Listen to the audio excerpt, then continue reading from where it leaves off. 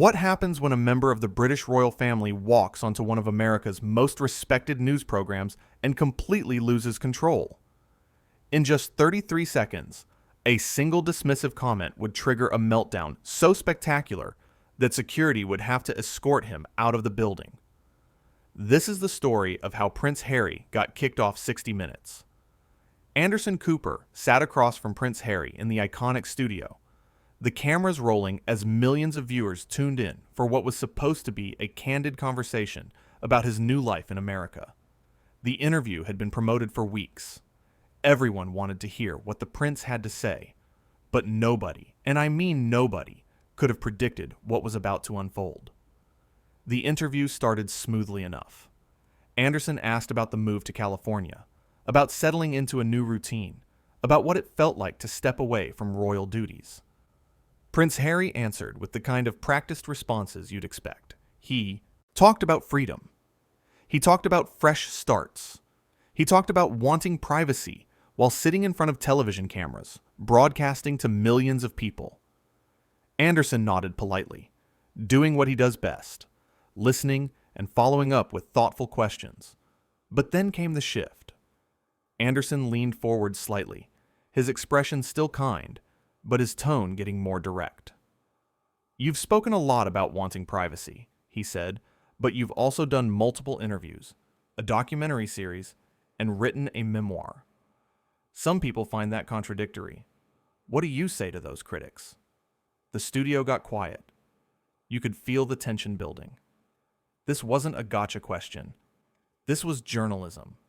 This was exactly what Anderson Cooper had built his entire career on, asking the questions that needed to be asked, no matter how uncomfortable. Prince Harry's face changed. The pleasant smile disappeared. His jaw tightened. He shifted in his seat and stared at Anderson for what felt like forever. "That's quite a reductive way of looking at it," he finally said, his voice dripping with condescension. Anderson didn't flinch. "I'm just asking what many viewers are wondering," he replied calmly. "You've been very public about wanting privacy. Help us understand how those two things work together." And that's when Prince Harry made his first mistake.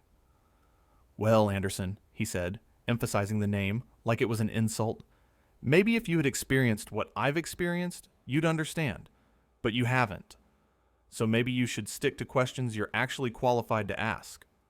The crew behind the cameras exchanged glances. This wasn't normal. Guests don't talk to Anderson Cooper like that. Anderson Cooper, who has reported from war zones, who has interviewed presidents and dictators, who has covered every major world event for decades. And here was someone suggesting he wasn't qualified to ask a basic question. Anderson took a breath. You could see him making the choice to stay professional. "I'm qualified to ask any question that serves the public interest," he said evenly. "That's my job. And right now, the public is interested in understanding your perspective." Prince Harry laughed, not a genuine laugh, one of those bitter, mocking laughs that makes everyone in the room uncomfortable. "The public," he repeated. "You mean the same public that hounded my mother? The same public that makes up stories about my family? That public?" "I mean the people watching this interview who want to hear your side of things," Anderson clarified. His voice was still calm, still measured, but you could tell he was getting frustrated. "You came here to share your story. I'm giving you that platform." "Platform?" Prince Harry scoffed. "You think you're giving me a platform? I don't need your platform, Anderson. I'm doing you a favor by being here." That sentence hung in the air like a bomb about to explode. Anderson sat back in his chair. His expression shifted from patient to incredulous. "You're doing me a favor?" he asked quietly. "Yes," Prince Harry said, completely serious. "Do you know how many interview requests I turned down? I chose to come here. I chose 60 Minutes. You should be grateful." The audacity of it was breathtaking. Here was someone sitting on one of the most prestigious news programs in television history, a show that had been running for over 50 years, A show that had interviewed everyone from world leaders to cultural icons, telling the host that he should be grateful. Anderson Cooper is many things, but intimidated is not one of them. "I think you're confused about how this works," he said, his voice taking on an edge.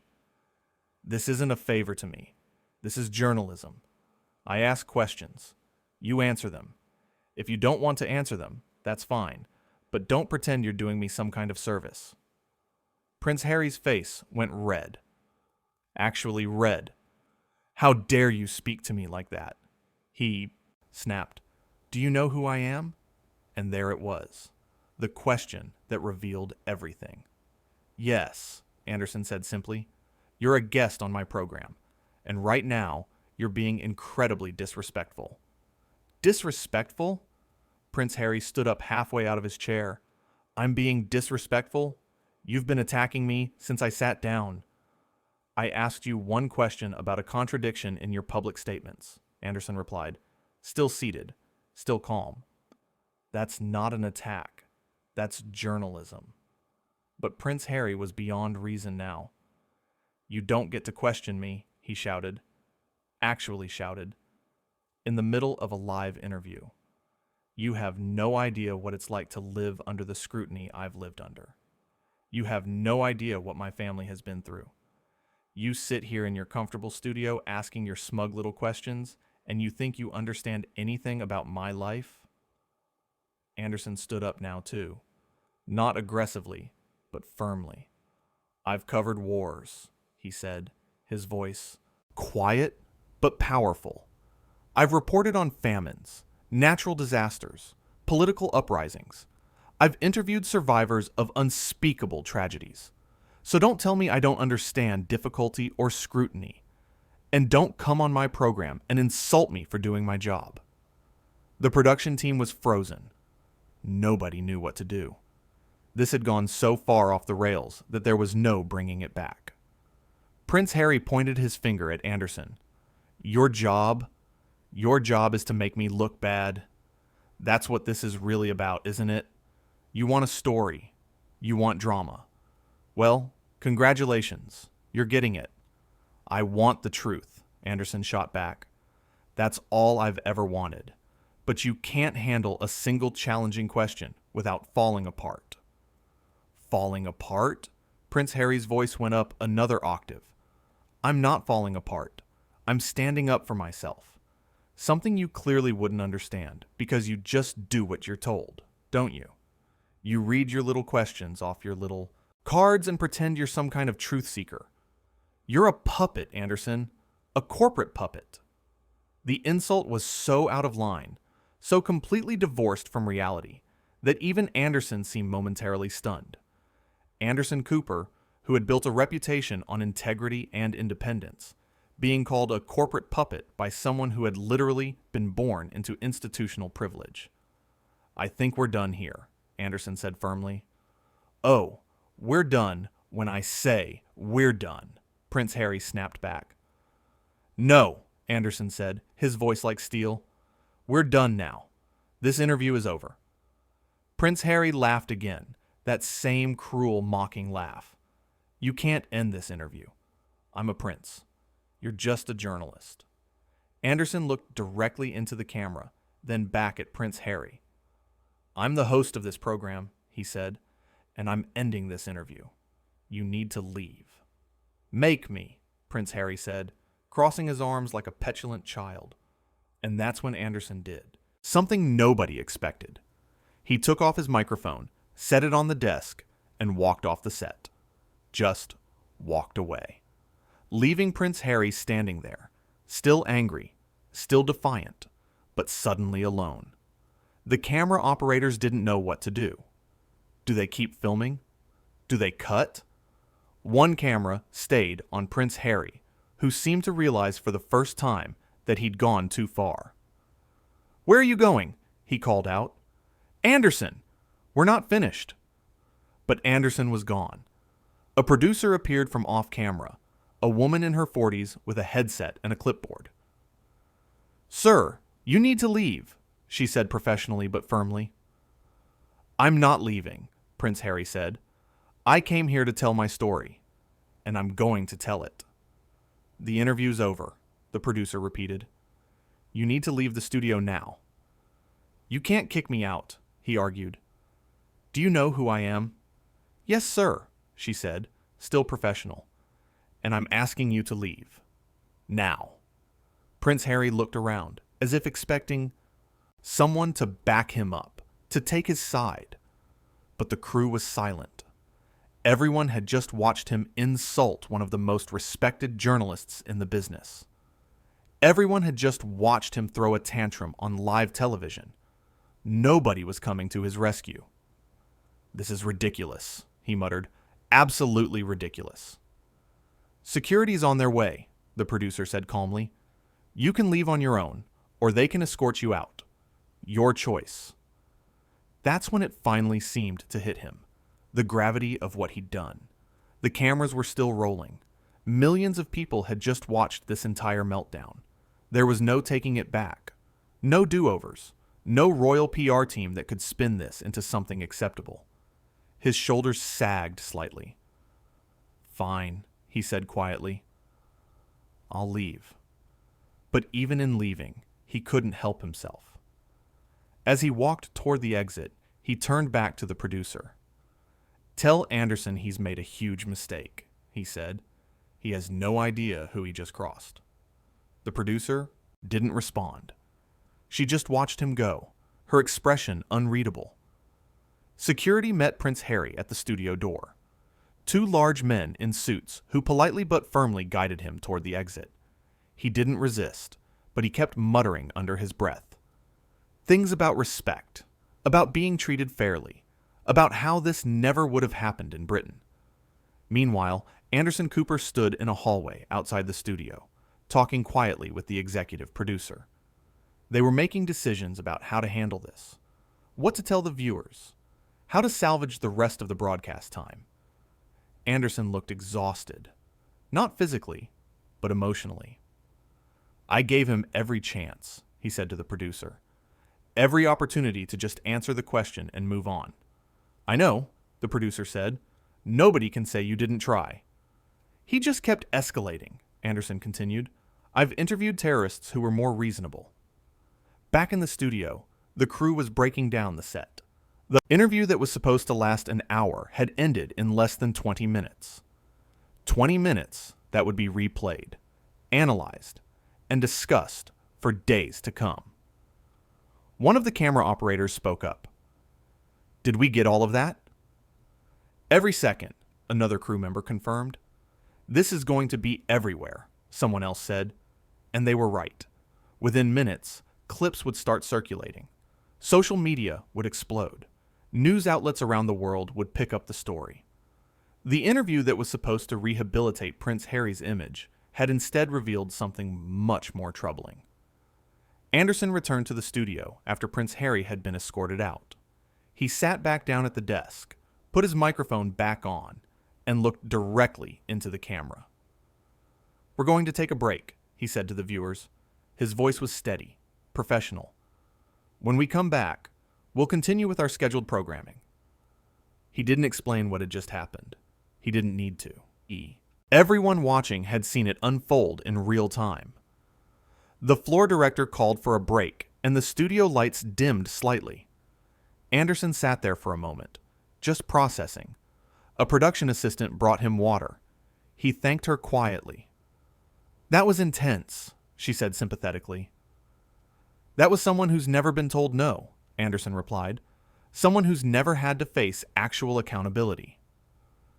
And that, really, was the heart of it. This wasn't just about a difficult interview or a challenging question. This was about entitlement. This was about someone so used to deference, so accustomed to people bowing and scraping, that a simple journalistic question felt like a personal attack. Anderson had asked thousands of questions over his career. He'd interviewed people in the midst of personal tragedies, political scandals, and international crises. He knew how to ask hard questions with empathy. He knew how to push for truth without being cruel. That's what made him good, at his job. But Prince Harry hadn't wanted truth. He'd wanted a platform to say whatever he wanted without being questioned. He'd wanted the appearance of accountability without any of the substance. And when he didn't get that, when he was treated like any other interview subject, he'd completely fallen apart. The production team huddled in a corner, discussing next steps. There were legal considerations, public relations implications, and the simple question of what to do with the remaining airtime. "Should we address it?" someone asked. "Not tonight," the executive producer decided. "Let people see what they saw. We don't need to add commentary." It was the right call. The footage spoke for itself. In the hallway outside, Prince Harry was still trying to argue with security. "You don't understand," he was saying. "This is going to cause an international incident." One of the security guards, a patient man who'd worked at the network for 15 years, just shook his head. "Sir, you need to leave the building." "I want to speak to someone in charge," Prince Harry demanded. "The person in charge asked you to leave," the guard replied. "Now I'm asking you to leave. Please don't make this more difficult." Finally, Prince Harry seemed to understand that nobody was going to bend to his will. Not here. Not tonight.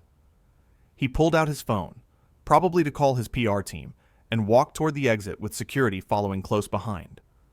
The building doors closed behind him, and just like that, it was over. Back in the studio, Anderson was preparing for the next segment. He looked tired, but composed. This was what decades of experience looked like. The ability to face chaos with calm, to handle the unexpected with grace. A younger producer approached him. "Are you okay?" she asked. Anderson nodded. "I've dealt with worse," he said. Then he paused. "Actually, I'm not sure I have. That was uniquely bizarre." "You handled it perfectly," she told him. "I just did my job," he replied. "Asked questions. That's it." But it wasn't just that. He'd also stood his ground. He'd refused to be bullied or intimidated. He'd ended the interview when it became clear that continuing would be pointless. Those weren't easy decisions to make in the moment, especially with someone of Prince Harry's status. The studio began to fill again as they prepared for the next segment. Life went on. The show went on. That's how it works in television. You deal with whatever happens, and you move forward. But this would be remembered. This would be the interview people talked about. Not for what was said, but for what was revealed. The mask had slipped. The carefully crafted public image had cracked, and millions of people had watched it happen in real time. Anderson took a sip of water and straightened his jacket. The floor director counted down. 3, 2, 1. They were back on air. "Welcome back to 60 Minutes, Anderson said to the camera, his voice steady and professional, as if nothing unusual had happened, as if he hadn't just been verbally attacked on his own program, as if a prince hadn't just been escorted out by security. That's professionalism. That's grace under pressure. That's what separates someone who's earned their position from someone who was simply born into it." The rest of the program continued smoothly. Anderson interviewed other guests, covered other stories, did what he'd been doing for decades. But everyone in that studio, everyone watching at home, knew they'd witnessed something extraordinary. They'd seen what happens when entitlement meets accountability, when privilege collides with reality, when someone who's never had to answer for anything is finally asked to explain themselves. It only took 33 seconds. One question. One simple, reasonable question about a public contradiction. And that was all it took to trigger a complete meltdown. Prince Harry had come to 60 Minutes expecting soft treatment. He'd expected deference. He'd expected to control the narrative. Instead, he'd encountered a journalist who refused to play along, who asked real questions, who expected real answers, and he couldn't handle it. The cameras had captured everything. The condescension, the anger, the entitlement, the complete inability to accept even the mildest criticism or questioning. It was all there, recorded for history. Anderson Cooper had given Prince Harry every opportunity to course correct, every chance to take a breath, compose himself, and engage in an actual conversation. But Prince Harry had chosen escalation at every turn. He'd chosen insults over insight. He'd chosen tantrum over truth. And in doing so, he'd revealed exactly who he was. Not a victim, not a truth teller, just someone who expected the world to bend to his will and threw a fit when it didn't. The studio lights dimmed as the program came to an end. Anderson said his closing remarks, thanked the viewers, and the cameras stopped rolling. Another show completed. Another night of journalism done. But this one would be different. This one would be replayed, analyzed, and remembered. Not because of what Anderson Cooper did, but because of what Prince Harry revealed about himself. Entitlement doesn't wear a crown well, and accountability doesn't care about titles. That was the real story of the night. Not the interview that ended early, but the character that was exposed completely.